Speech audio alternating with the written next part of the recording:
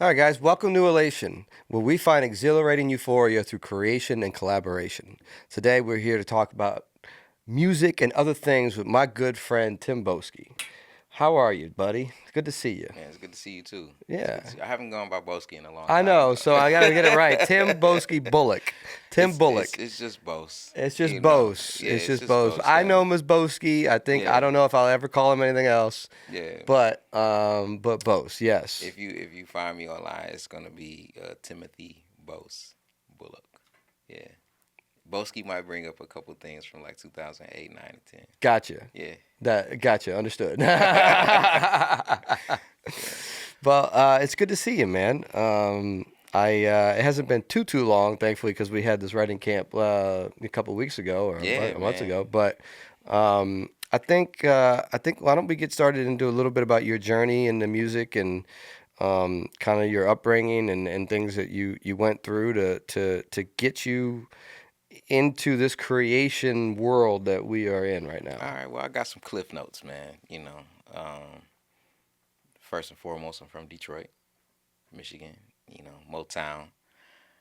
Uh, that legacy definitely just runs through that city. So you still, find a lot of talented people there. Came up in the church. My dad was a pastor.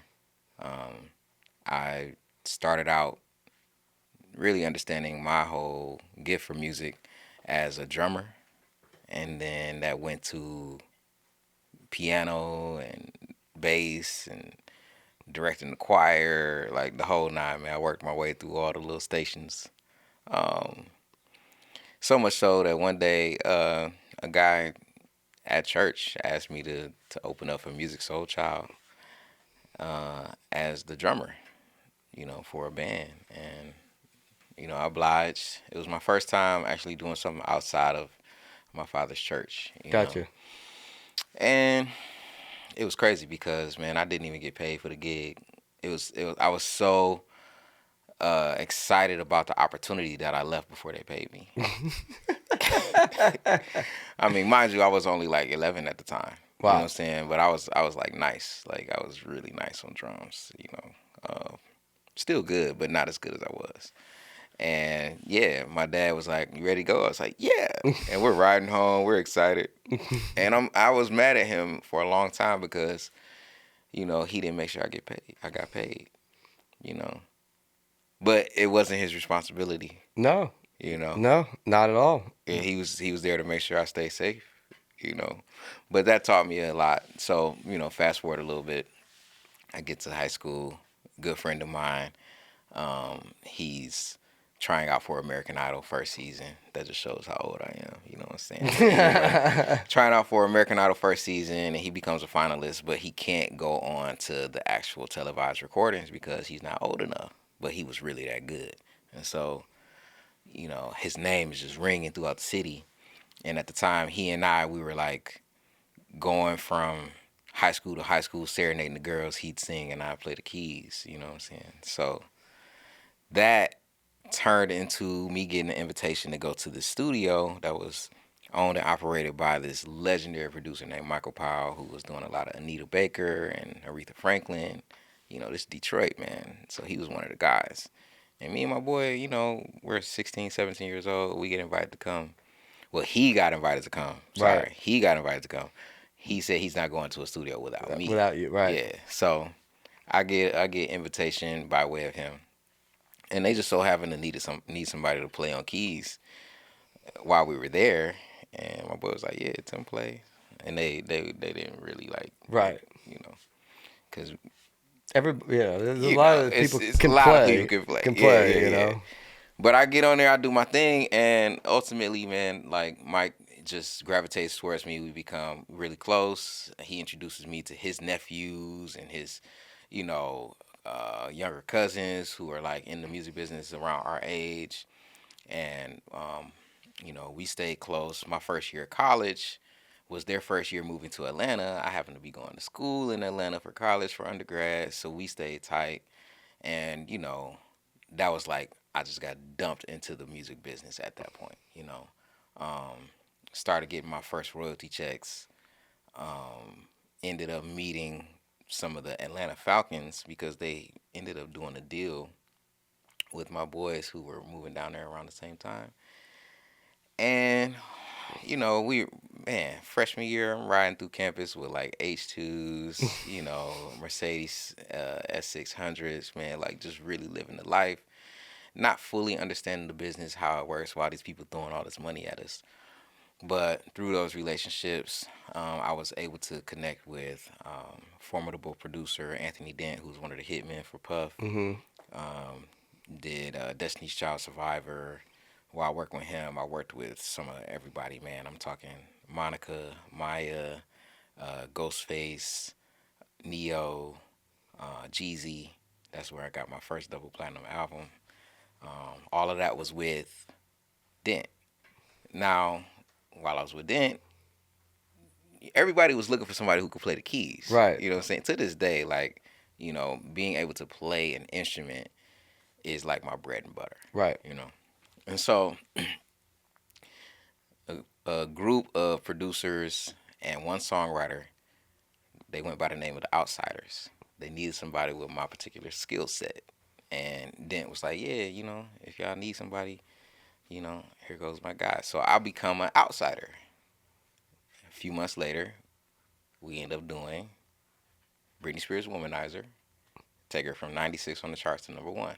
I'm not even 21 yet. Right. You know what I'm saying? But literally, like, that was when life just completely catapulted to the next level, man. Like, Right. Absolutely. Well, it's a hell of a single. It's a hell of a yeah, yeah. I swing. mean, so much so that like Max Martin, Dr. Luke, these guys were pissed, bro, Right. because it was the first single on the biggest artist in the world at the time, Right. and they felt like that should have been their That should spot. have been their spot. Yeah. Yeah. And so you had these no-name kids who did this record in a basement. We weren't even in a real studio when we made that record, man.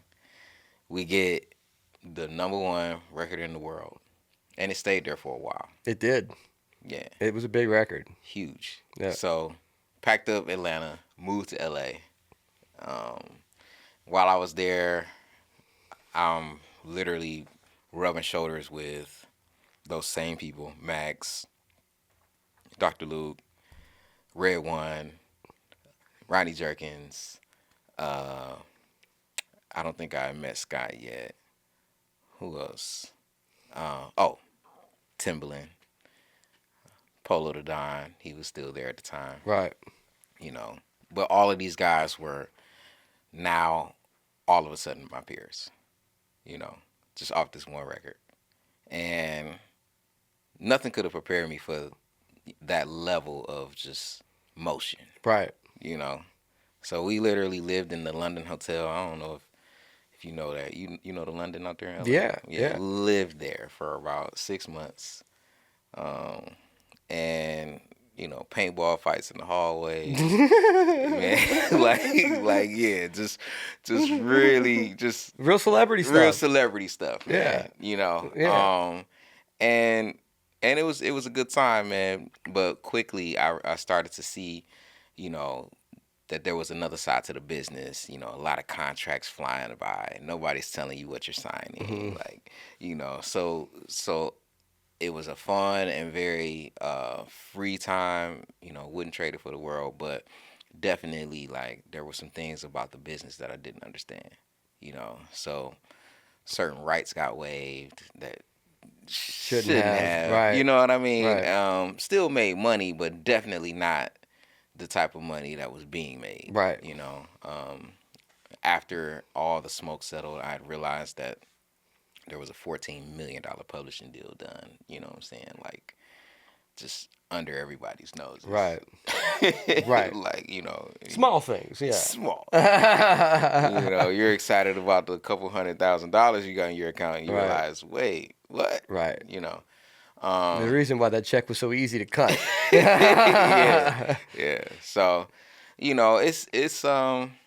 it's things like that, man, that kind of led to the tapestry of who I am now, and um, I decided to kind of like push back from the industry a little bit and focus on things that were, more close to the heart and developing my own artists and different things like that, and that's actually what led to me meeting you. That's right. So, Which um, which was a pretty crazy uh it was a pretty crazy moment because I feel like it was a transition for me growing, and it was a transition of you backing away. Hmm. It was we were both going through a transition. You were going forward, And you're coming back, and I didn't know you were pulling back until into weeks or months of knowing you and having that conversation Mm, late night. mm. And I think then I kind of realized that I need to really question where I'm moving forward. But it's funny how we met literally at a transition of both our lives in two different segments, but Mm, somehow we connected because we were mm. both moving differently, at different waves, different thought processes, but somehow it still connected. Yeah, You know. absolutely, Um, absolutely. but I still remember that. I mean, I could vividly remember the night you walked in. Um, Man, what? hold on. Yeah, They've had an incredible studio, y'all. Like incredible studio in the Valley of Los Angeles, man. I Burbank. mean, Burbank was amazing for us. yeah, yeah. I loved that spot. Shout out to John Lowry, who passed, by the way. I Oh don't know if no. you know John Okay, passed. Yeah. man. Um, but But that was the elation before this elation. yes, that was where I got elated to create elation. And it that's where I cut my teeth. I mean, if I didn't do that, and I say this to this day, like if I didn't do that, I wouldn't know anything about the music industry. Mm. And I still can't say I know a lot, but I know enough to know I didn't know anything when I went out there. Man, shout out to all the creators who came through Elation in Burbank, man. For real. Absolutely, For real. absolutely. I'm talking Akon. I'm talking, I mean, let me not even start with the names, man. For real, for real. But Dirk, that's, yeah. Dirk. Dirk, yeah. It's like some serious people stopped through your spot, bro. Yep, yep. And the energy was crazy, and I knew growing out there for being a nobody because I only knew a few people, when I moved out there. I knew opening a student desk in an iMac in a little studio room wasn't going to make any noise. Mm-hmm. And I said to myself, like, if I'm going to do this, if this is what it's going to be, I have to throw myself into it, Yeah, period. yeah. And I knew nothing about that studio when I opened it. Nothing.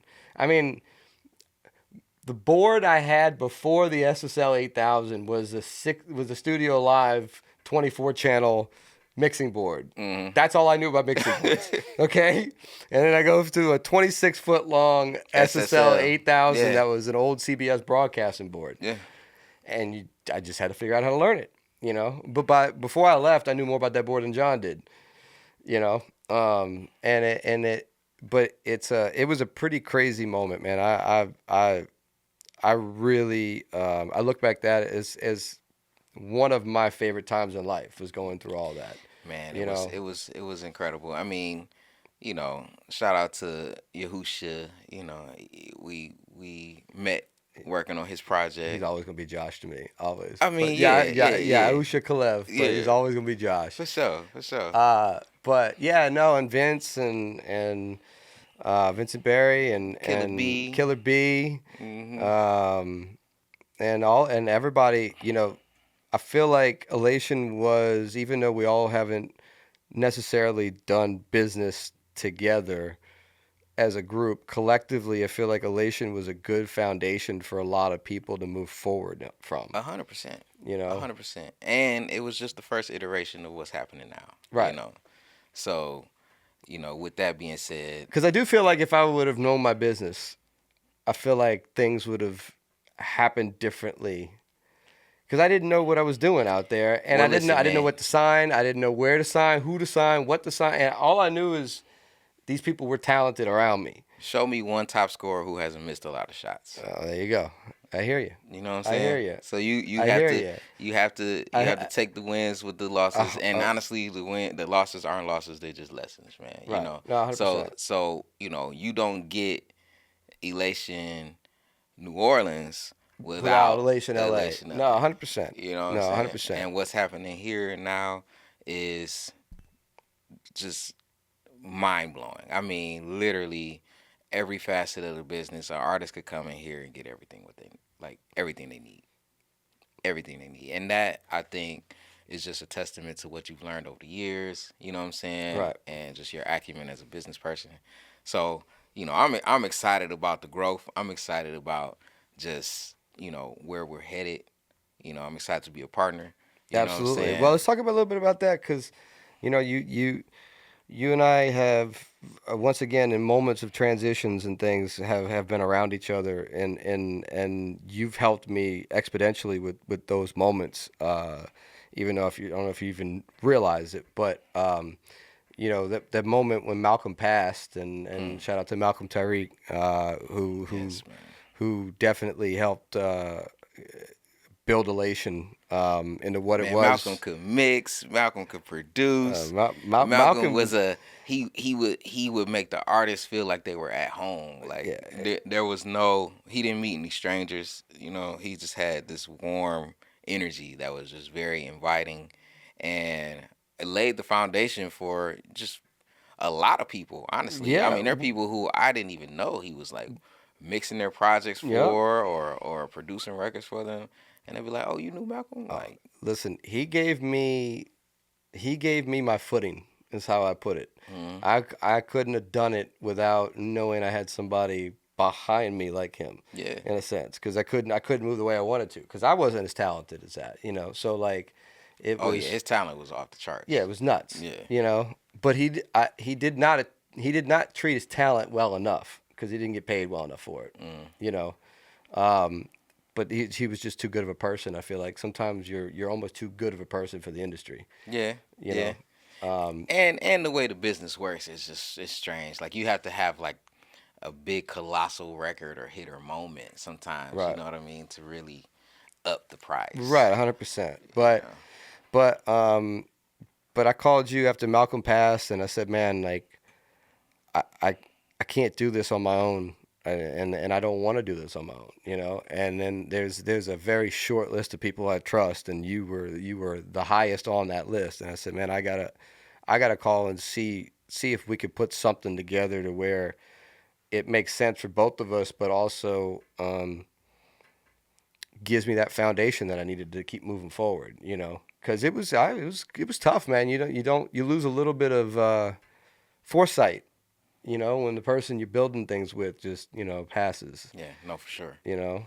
And he was a huge piece, man. I mean, he literally even for the projects that we did together, he would help me finish those Yeah. things. You know what I mean? Oh, and it's funny because I've heard some excuses uh, since that moment with him and Josh in the Vibes in the Hills project, and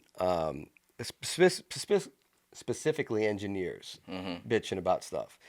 And all I remember is Malcolm mixing the entire project in first generation Beats headphones in his car in the garage or in your driveway Mhm. at the house. Yeah. And the project sounds better than anything else Yeah. you could put up against. Yeah. Seriously. Seriously, it was amazing. I'm like, and he didn't even have to do that. I don't even know what made him do it like that. He literally, I mean, he sat in that car and And mixed mixed the it. whole project. Yeah. Yeah. He just believed in it that much. Yeah.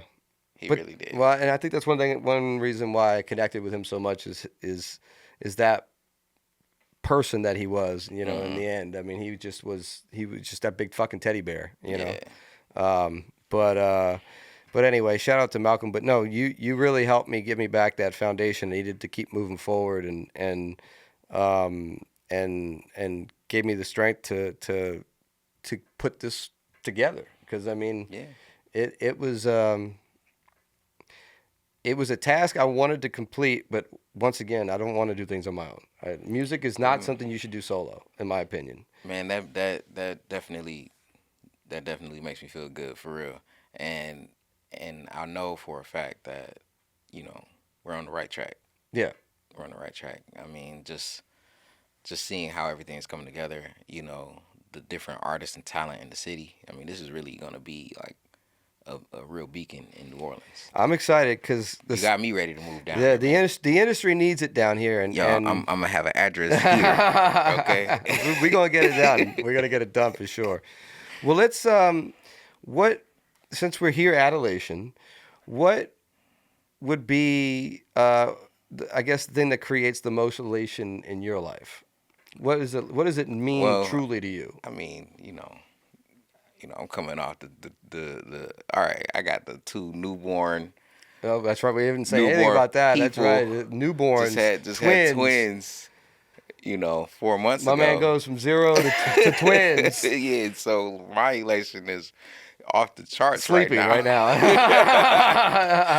Man, yeah, no, just pure joy being a new dad for real. It's definitely tiring, but No, I wouldn't trade it it's for anything. it's unbelievable, and it's something Yeah. that you.